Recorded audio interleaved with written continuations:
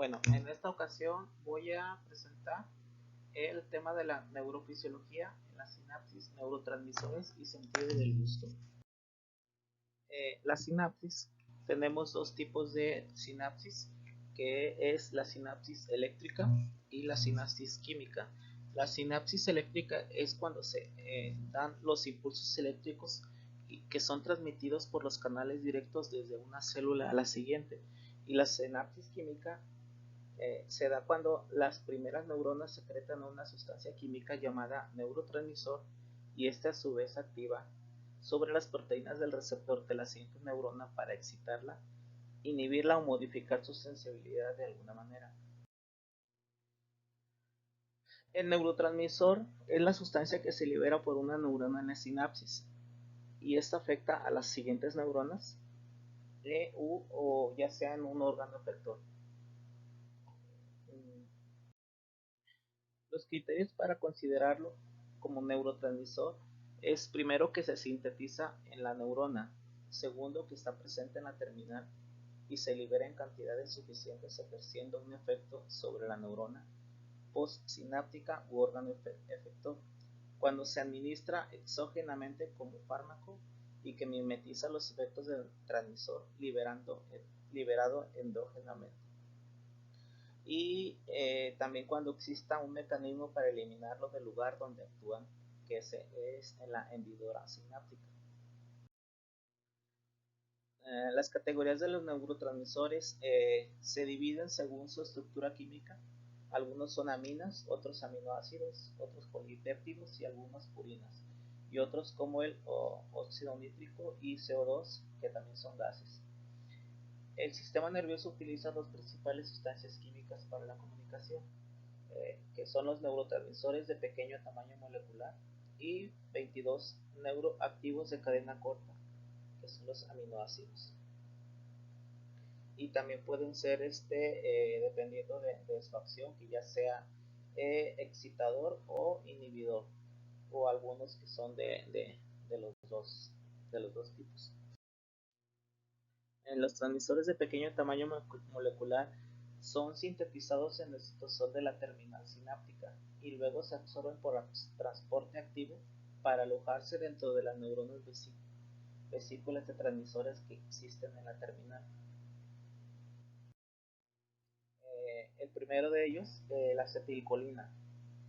Su síntesis está dada por la reacción de la colina con el acetato.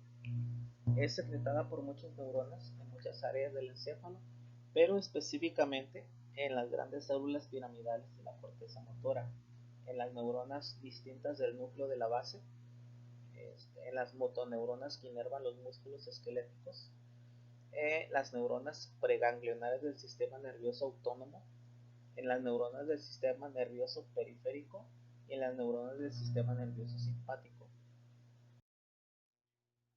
La acetilcolina en la mayoría de los casos tiene efecto excitador, pero se sabe que en algunas ocasiones tiene efecto inhibidor sobre algunas terminaciones nerviosas parasimpáticas periféricas, como es la inhibición del corazón por el nervio vago. Los receptores de la acetilcolina son de dos tipos.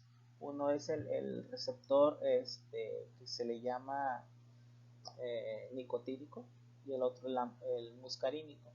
Las inyecciones dobles que son denominados como acción nicotínica, que son en el músculo esquelético y muscarínica en el corazón. La acetilcolina es el transmisor en la unión neuromuscular, en los ganglios autónomos y en las uniones órgano-nervio objetivo parasimpáticos postganglionares. Se libera cuando se produce un impulso nervioso que activa el influjo de calcio en la terminación nerviosa.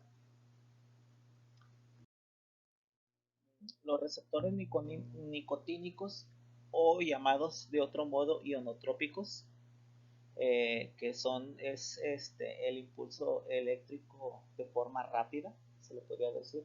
La nicotina imita las acciones estimulantes de la acetilcolina. Estas acciones se denominan acciones nicotínicas y los receptores involucrados son receptores colinérgicos nicotínicos y se componen de 5 unidades: 2 alfa, un beta, un delta y un gamma, y juntos forman el canal que permite el paso de sodio. Los ionotrópicos activan la apertura de canales de forma rápida. Esta es una imagen de los receptores que están en conjunto y que de alguna forma están formando el canal por donde va a pasar el calcio. Los receptores muscarínicos, la muscarina es un alcaloide responsable de la toxicidad de los hongos. Esta imita la acción estimulante de la acetilcolina sobre el músculo liso y de las glándulas, acciones denominadas acciones muscarínicas, y los receptores involucrados son los receptores colinérgicos muscarínicos. Hay 5 tipos de receptores colinérgicos muscarínicos y son receptores metabotrópicos que se acoplan a través de la proteína G a la adenilciclasa. Los metabotrópicos del sistema muscarínico se dividen en 5, que es el M1 y M5. Esos tres están ubicados en el sistema nervioso somático. El M2 se encuentra en el corazón y el M3 en las glándulas y músculos lisos. Los metabotrópicos son de activación relativamente lenta. No generan una apertura de canal inmediata como los canales ionotrópicos, pero desencadenan una serie de procesos que terminan llevando a ella, pero su opción es más duradera. Otra ventaja es que se abren diversos canales en el momento en que se realiza la acción. Otro de los neurotransmisores son las catecolaminas. Las catecolaminas son la noradrenalina o norepinefrina, que es lo mismo, la adrenalina o epinefrina, y dentro de estas se encuentra la dopamina, pero esa la voy a mencionar más adelante. Entonces, las catecolaminas actúan como neurotransmisor, que es un mensajero químico usado por las células nerviosas. Actúa como una hormona también y es una sustancia química que recorre la sangre y controla las acciones de otras células y órganos. Entonces, en este caso va a actuar como neurotransmisor y va a actuar como hormona secretada por algunas glándulas. Una de esas glándulas es la glándula suprarrenal. La catecolamina es el transmisor químico presente en la mayoría de las terminaciones postganglionares del simpático y la noradrenalina, y se acumula y guarda en los botones sinápticos de las neuronas que las segregan. Los botones sinápticos ya sabemos que son las terminaciones nerviosas de las dendritas. La síntesis de las catecolaminas se da primero a partir de la tirosina. La tirosina la recibimos en los alimentos, es de origen dietético, y también a partir de la fenilalanina.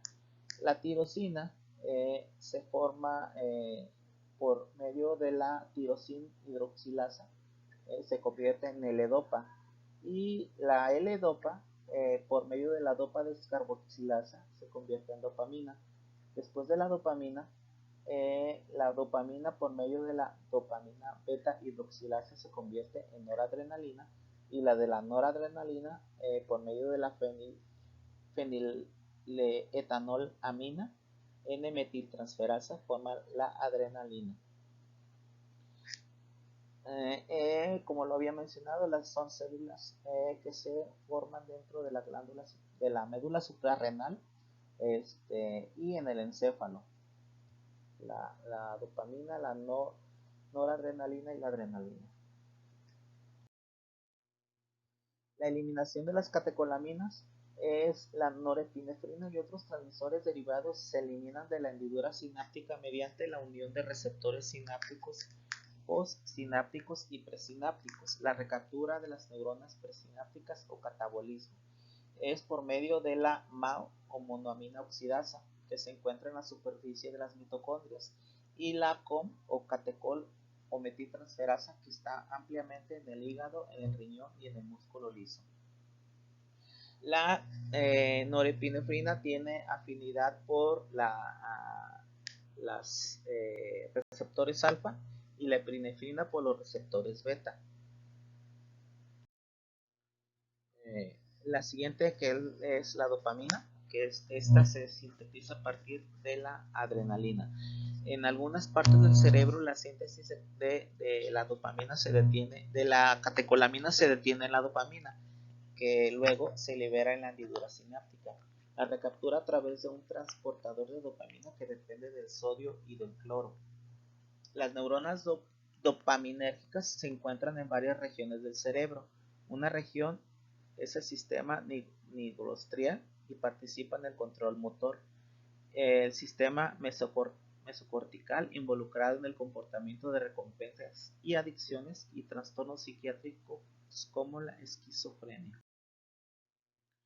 Los receptores de dopamina se dividen en tipo 1, que es de la D1 y D5, el tipo 2, que es de D2, D3 y D4.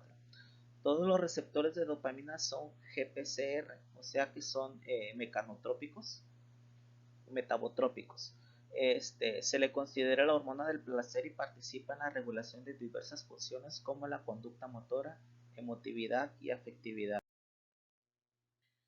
La siguiente es la serotonina.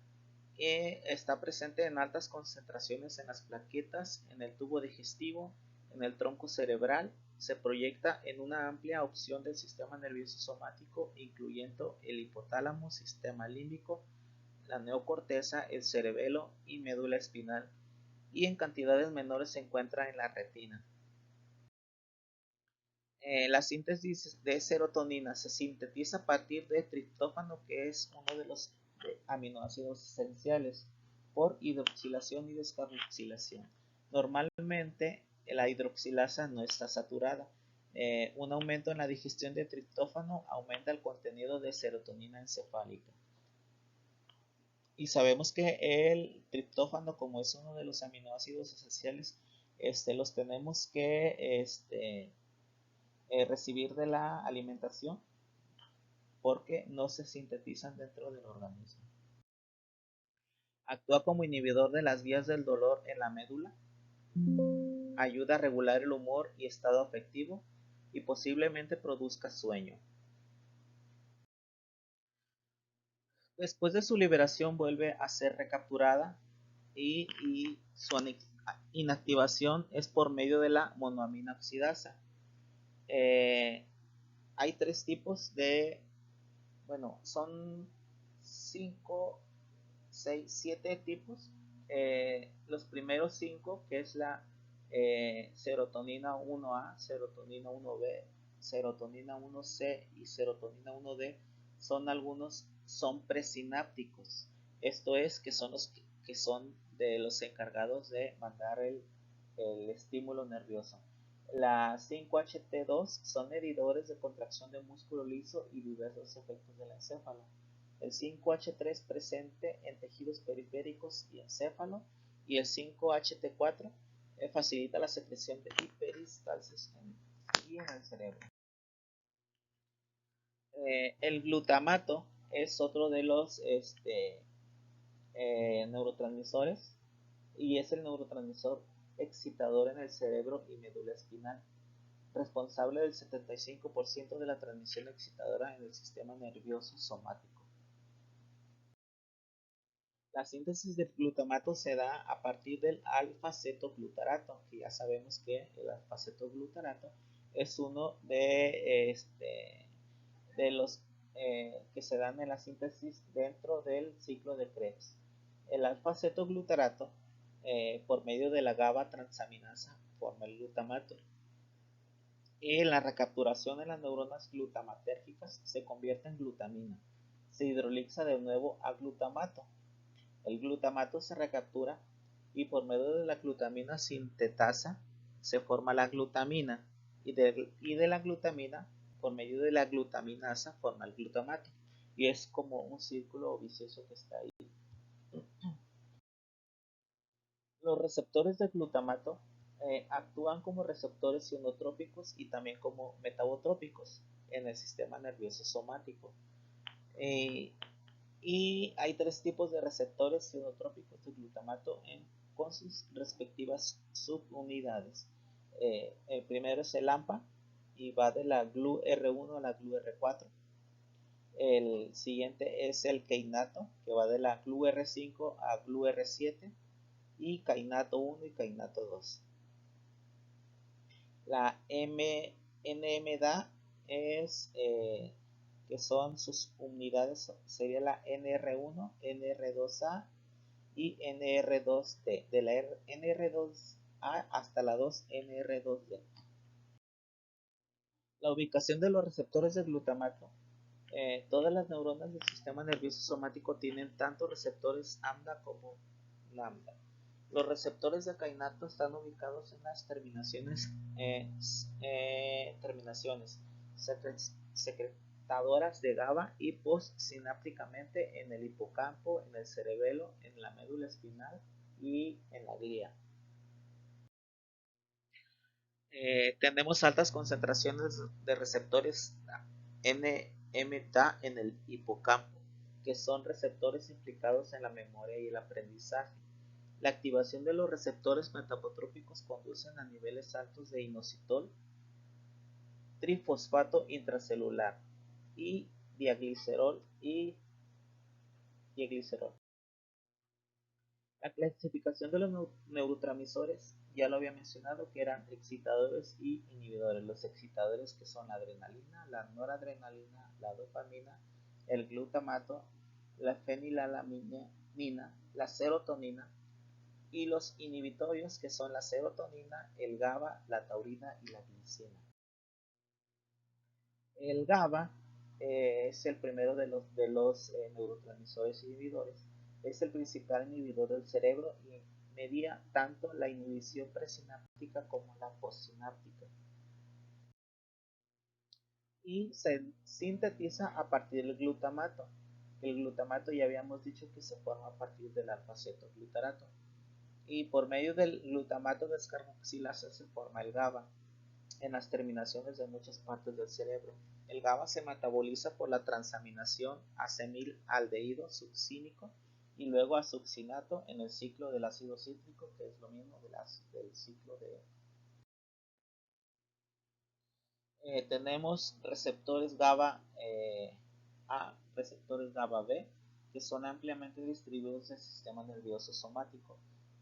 Los GABA C, exclusivos en la retina, los GABA A y C son receptores ionotrópicos cuya activación permite la entrada de cloro en la neurona para medir los potenciales postsinápticos de rápida inhibición. Y los receptores GABA B son receptores metabotrópicos que son unidos a la proteína G para alterar las afluencias de potasio y de calcio. Los GABA son células nerviosas de una sobreactivación para reducir episodios epilépticos y espasmos musculares. Intervienen en trastornos psiquiátricos y neurológicos, la corea de Huntington y Parkinson y la demencia senil. El siguiente es la glicina, que tiene tanto efectos excitadores como inhibidores en el sistema nervioso somático. Cuando se unen a receptores lambda, los hace más sensibles al glutamato, entonces posee un efecto excitador en el encéfalo, pero puede ser responsable de la inhibición directa en el tallo cerebral y en la médula espinal. El receptor de glicina responsable de la inhibición es un canal de cloro.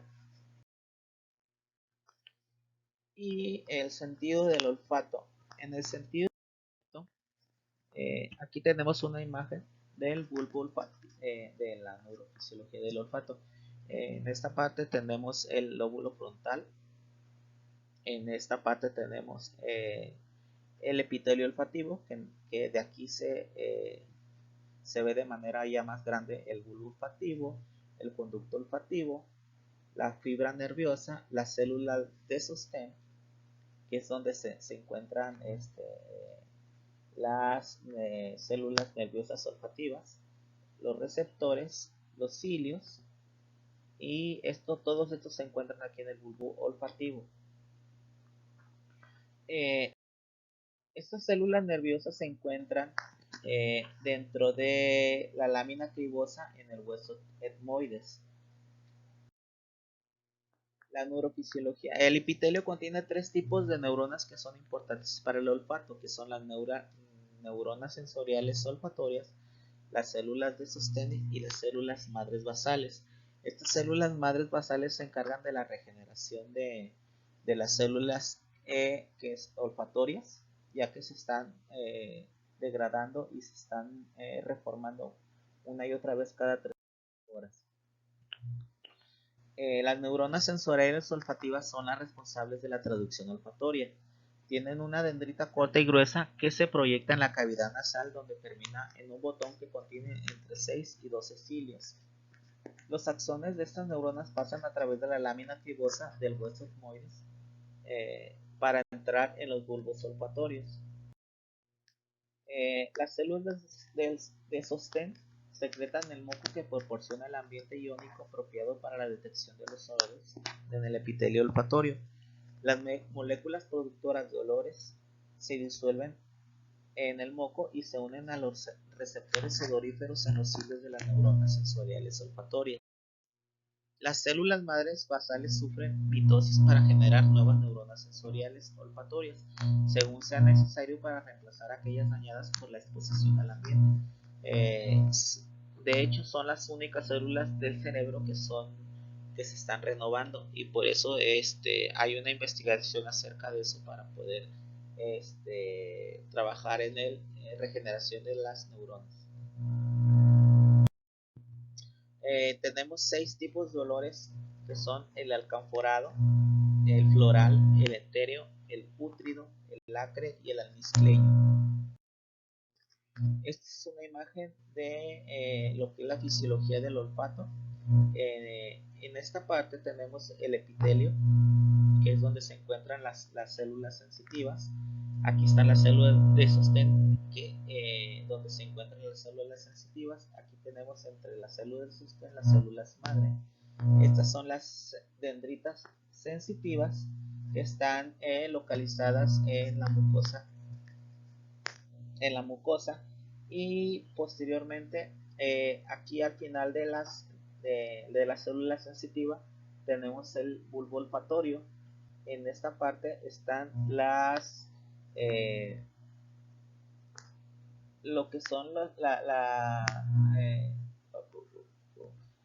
los neurotransmisores que se están secretando, y posteriormente, después de al momento que se hace la secreción de los neurotransmisores por sinapsis química, de aquí en adelante esta célula mitral, en lugar de ser una sinapsis química, hace una sinapsis eléctrica, y es la que conduce el estímulo hasta el lóbulo frontal. Tenemos alrededor de 400 receptores en el humano. Tenemos alrededor de 400 receptores. Aquí tengo lo que sería el epitelio. Aquí de este lado está el líquido extracelular. Aquí tenemos el citoplasma. Esto es un receptor de los neurotransmisores. Aquí están los neurotransmisores que se están secretando. En el momento en que llegan los neurotransmisores, que se activan por medio de los canales metabotróficos, que son por medio de la unión a las células G. Después, posteriormente a cuando se activa, se forma por medio de la adenilato ciclasa, la ATP se forma en APC cíclico. Después de esto se forman los canales de sodio y calcio. Entran el sodio y el potasio y salen sodio y calcio, y al momento en que entran el sodio y el calcio, salen los iones de potasio. Esto es, produce la despolarización de la membrana y es una amplificación de la señal del potencial de acción. Y después el calcio a su vez activa los canales de cloro, y el cloro sale de la membrana, y este produce otro potencial de acción, haciendo una amplificación de la señal. De esta manera se manda la señal de forma más rápida y con más amplitud. Los receptores del olfato son quimiorreceptores. Son un tipo de neurona que tiene una acción que se prolonga hasta el bulbo olfatorio y de ahí se conecta con las células mitrales. La neurona sensitiva de primer orden que convertirá el estímulo químico en un estímulo eléctrico que llevará la señal a la corteza olfativa. Es lo que yo mencionaba anteriormente, que las células sensoriales sensitivas secretan los neurotransmisores, y posteriormente la célula mitral ya convierte el estímulo en un estímulo químico. Este estímulo no pasa por el tálamo, sino que pasa por el sistema límbico, que está relacionado con las emociones, que nos ayudan a evocar momentos alejados en el tiempo por medio del sentido del olfato.